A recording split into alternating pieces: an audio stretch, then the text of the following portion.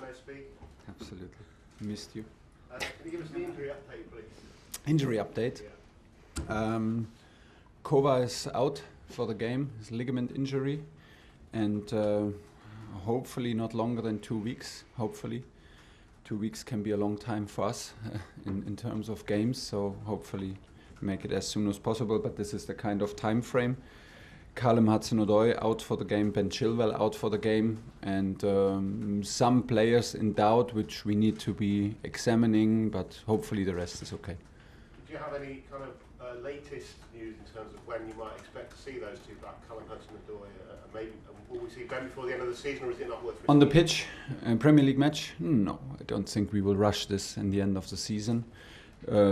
Ben will now be in the transition to join academy training with the youth, to have team training, but not on the physicality level like with us. So this will be his next steps in the next weeks, and hopefully he can join our training at the end of the season. This is the plan for him, but no matches on this kind of level.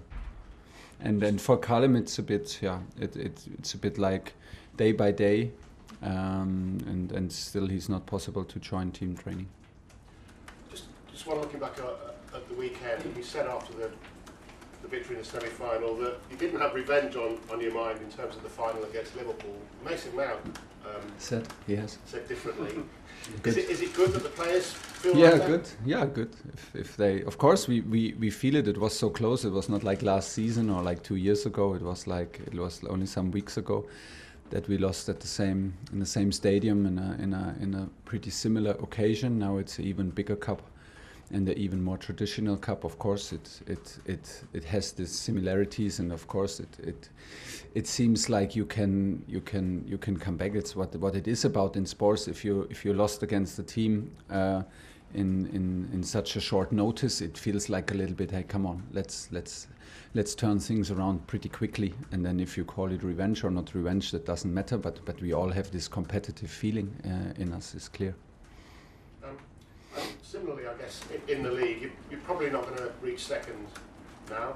Certainly no one there was a betting man would bet on you being second, and it looks like the teams competing for fourth don't even want fourth, because none of them are winning the games that matter. So they're not going to reach third for sure. So is that difficult to keep the players inspired in the league? I'm a bit afraid that I don't maybe share your opinion about what's sure and what's not. It's not sure that we don't become second, and sure we don't become fourth. I'm not so sure about it, as long the season is not finished. So we will fight hard. I think we have a crucial 4 matches coming in another short period of time, within 2 weeks, with Arsenal, West Ham, Man United and Everton, 2 home, 2 away. Crucial matches for us, for given the task where we want to be and what we want to achieve. So this is where the focus goes. I think it is. I agree with you. I think it's a big challenge in terms of physical challenge, but also mentally, to now dive in the next competition and in the main competition, Premier League. And given the fact that it seems like things are pretty safe, but things can turn so quickly with the schedule. So we want to play a physical game again tomorrow. We want to demand it again from the team, and it is. I accept it that it is very demanding and very challenging for everybody. But at the same time, it's just can repeat. It's what you sign up for when you sign up for Chelsea, and we demand special things because we want to be a special group, and we have the trust in the players that they can overcome again and compete with teams who are who are better, who have more days to prepare, who have less games in their legs, and still it's on us to push the standards and push the level. 2 weeks ago, Timo Werner was on the periphery of the side, starting lineup. Now you said that he's trained and played his way into your thinking in terms of the starting lineup. Could that be an inspiration for Romelu? Anything, but I don't think that he really needs inspiration. What he needs is maybe that one moment, that one spark. And I told you that he would normally been maybe a natural starter in the game against Crystal Palace. from terms also of the amount of minutes that Kai Havertz played now and the amount of physicality that Kai gives into the matches recently. But after a period of injury, he lacks simply like this the stiffness and the fitness for matches, which is not like I don't point the finger on him. It's just a fact, and maybe it's not even his fault. It's just like this, and it's in the crucial time of the season where you need to have a certain rhythm. And if you see our matches and compare the difference between Brentford, Real Madrid, and then Southampton, Real Madrid. In a short period of time, you see the huge amount of effort that we suddenly put in to become again a winning team, and this is what we need. And so it goes from there. And then, like I said, Romelu should have maybe had a goal against Real Madrid. He should have had one. It's a bit missing the luck, but it's an option that he starts. If he starts, we need all that he has physically. Maybe he cannot play 90 minutes, so. Just put everything out there in the first 60. Maybe it's an option. Just finally for me, sorry, the twice weekly, sometimes 3 times weekly ownership update. Yeah. Any news for us? From me? Absolutely not. I'm sorry. Olivia, PLP. Hi Thomas. Hey. It's going to be the first time that since everything happened at the club that Chelsea will only be season ticket holders at the game tomorrow against Arsenal. You've mentioned atmosphere before. How important are those almost 25,000 fans going to be in terms of making it feel like Stamford Bridge is full? Repeat it again, please. It's the first time that? So season ticket holders are in the stadium. They're the only ones, because obviously a lot of the tickets were sold before everything happened, but now it's just going to be season ticket holders at Stamford Bridge. So there'll be a reduction in the crowd. There'll be a reduction and won't be as many Chelsea fans there. So how important are them making noise going to be? Well, that's not an advantage, of course, because we want to play home matches, and in general we want to play in front of a full stadium, and the game is for the spectators and supporters. So that's bad news. Actually, I was not aware of it. Actually, maybe someone told me and I forgot it. And in the last days, this is also possible.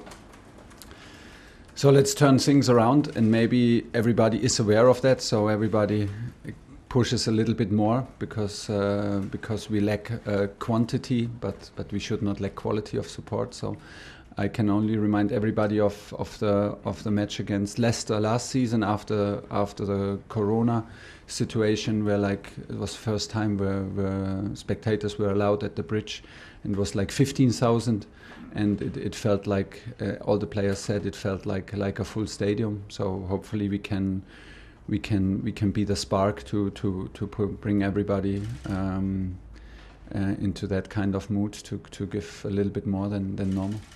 I just want to ask about Trevor Chalobah. Had a brilliant season, but we haven't seen much of him recently. Yeah. What's that? Is there a reason behind that? Is it to do with injuries or? No, it's hard decisions at the moment.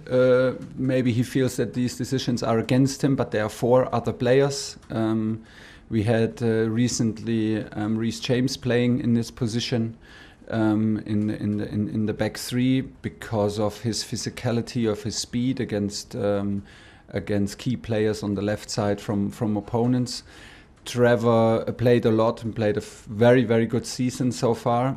He had a little bit of dip of form some weeks ago, and since many weeks he's back in full shape in training. I have to say, we had a talk recently that I cannot prove it in the moment, or I cannot prove it with minutes and game minutes, but he is exactly at the level where he was in the beginning of the season, which is impressive because he overcame this kind of period where things felt a bit more difficult for him, like during the winter period where he had some mistakes and was not so comfortable on the pitch and so reliable like we were used to be, which is also very normal.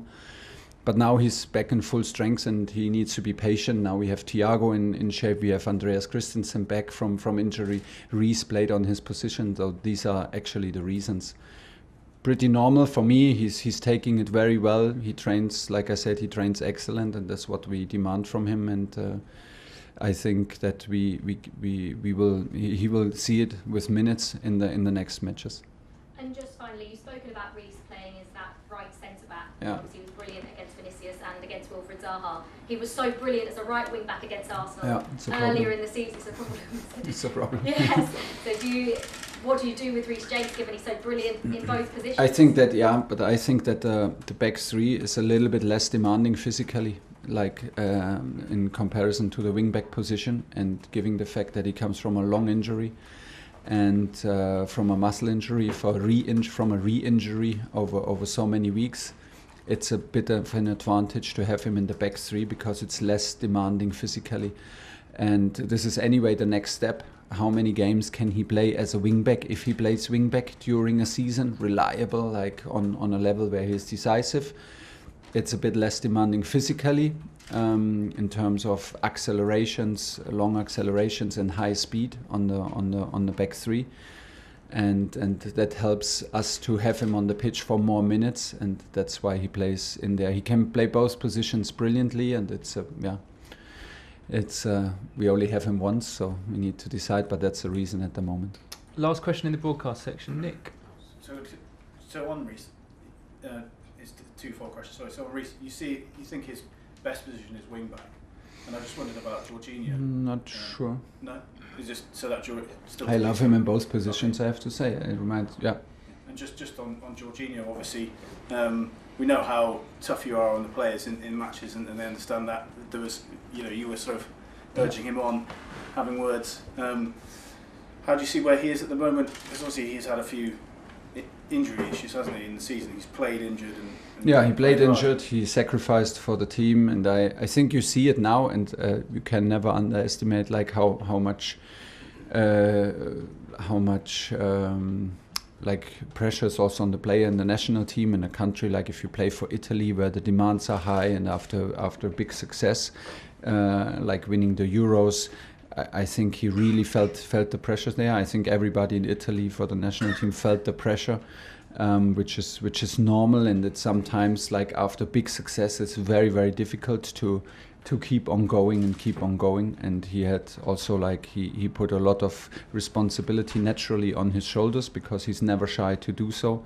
He is never shy to do it here, and that's why I love him. It's true I was like very hard on him during the match because he had some situations where I think he could do better, and he normally does better, but it's never personal between us. I love Georgie. I know that he knows it, and we see now that we overused him, and we see a bit. I have the feeling that we see the consequences of this huge amount of matches, and if he plays, he's always fully involved. He gives everything. He plays with a lot of effort. And he needs to be absolutely fresh to have the influence that he normally has. He is not on his mentally, physically not in the freshest moment at the minute, and that is not to blame on. He's not to blame for, but it's just like a fact how I analyze it. And he had some 2-3 situations where he could do better, but nothing personal and nothing that stands between us. Okay, end the broadcast. Cameras off, please.